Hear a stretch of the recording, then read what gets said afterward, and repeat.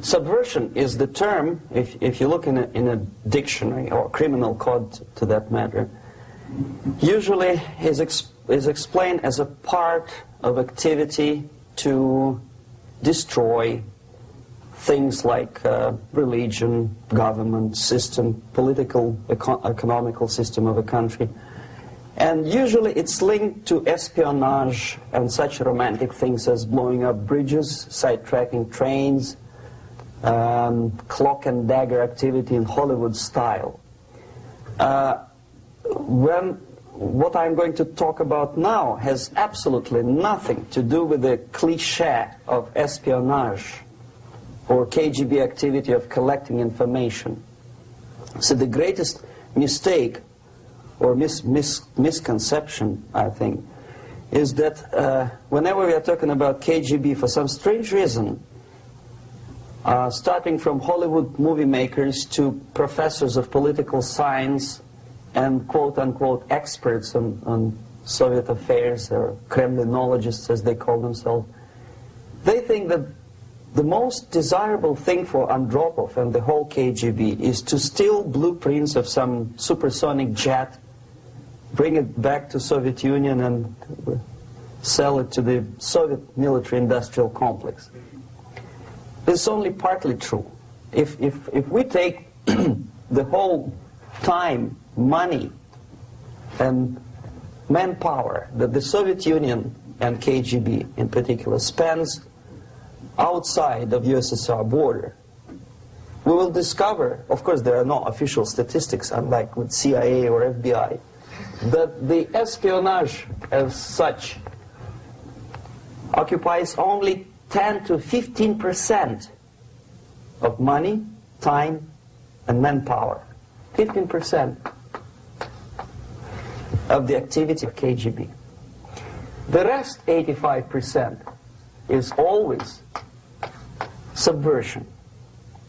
And unlike a dictionary of English, Oxford Dictionary, subversion in Soviet terminology means always a destructive, aggressive activity aimed to destroy the country, nation, or geographical area of your enemy. So there's no romantics in there, absolutely. No blowing up bridges, no microfilms in Coca-Cola cans, nothing of that sort. No James Bond nonsense. It's most of this activity is overt, legitimate, and easily observable if you give yourself time and trouble to observe it. But according to the law and law enforcement systems of the Western civilization, it's not a crime. Exactly because of misconception, manipulation of terms. We think that subverter is a person who is going to blow up our beautiful bridges. No. Subverter is a student who comes for exchange, a diplomat, an actor, an artist, a journalist like myself was 10 years ago. Now, subversion is an activity which is a two-way traffic. You cannot subvert an enemy which doesn't want to be subverted. If you know history of Japan, for example, before 20th century, Japan was a closed society. The moment a foreign boat comes to the shores of Japan, the Imperial Japanese Army politely tells them to get lost.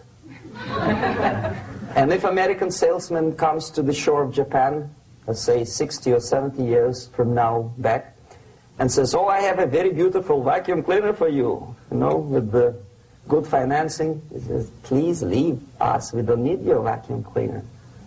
If they don't leave, they shoot them to preserve their culture, ideology, traditions, values intact. You were not able to subvert Japan. You cannot subvert Soviet Union because the borders are closed. The media is censored by the government. The population is controlled by the KGB and internal police. With all the beautiful glossy pictures of Time magazine and Magazine America, which is published by the American embassy in Moscow, you cannot subvert Soviet citizens because the magazine never reaches Soviet citizens. It's collected from the newsstands and thrown to garbage can. Subversion can be only successful when the initiator, the actor, the agent of subversion has a responsive target. It's a two-way traffic. United States is a receptive target of subversion.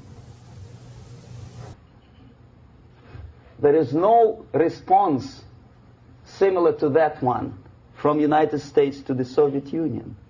It stops halfway somewhere. It never reaches here. The theory of subversion goes all the way back 2,500 years ago. The first human being who formulated the tactics of subversion was a Chinese philosopher by the name of Sun Tzu.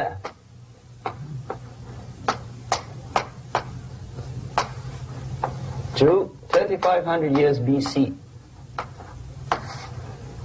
He was an advisor for several imperial courts in ancient China.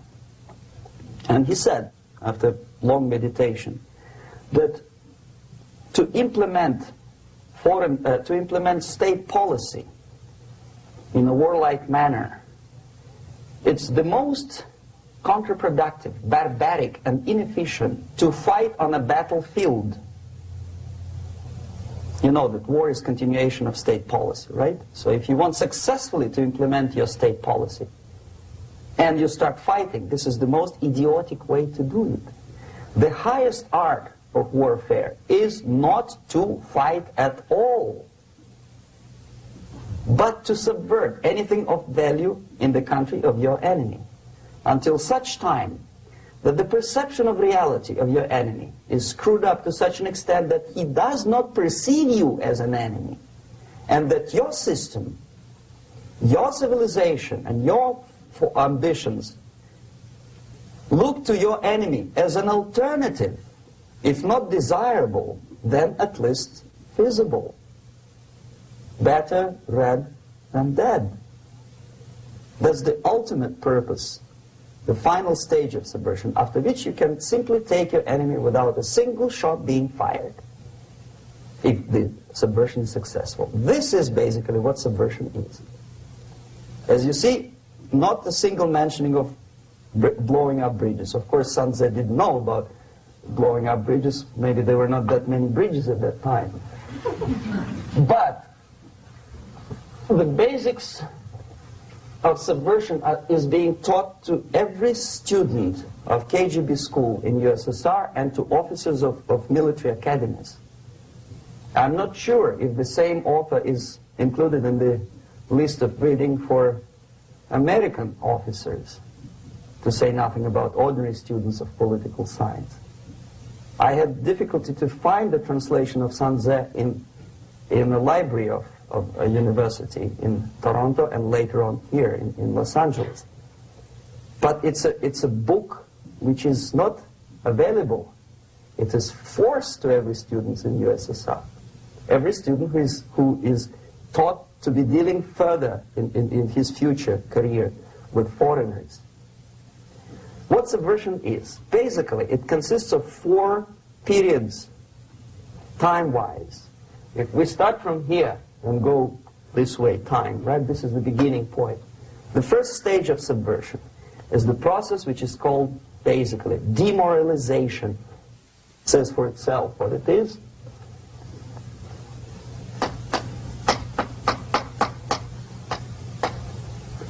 It takes from,